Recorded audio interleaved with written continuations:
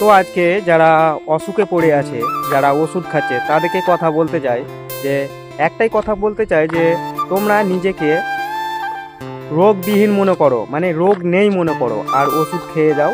আর নিজেকে বিছানা থেকে উঠার চেষ্টা করতে হবে যে অসুখ নেই।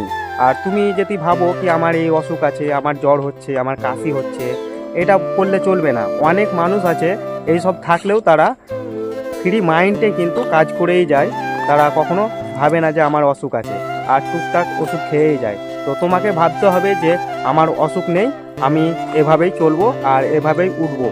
আর একটু ভালো ডাক্তারের কাছে যাবে, আর একটু ওষুধগুলো খাবে, আর নিজেকে ভাববে যে আমার অসুখ নেই, আর উঠে দাঁড়াবে, একটু কাজ করবে। আর তুমি যদি কাজ না করে যদি তুমি ভাবো কি না আমার অসুখ আছে, আমি কাজ করব না, ই হয়ে যাচ্ছি, কথাগুলো কতটা ভালো হচ্ছে আমি নিজেও জানি না।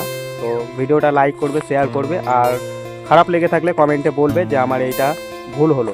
তো আজকের মতো টাটা।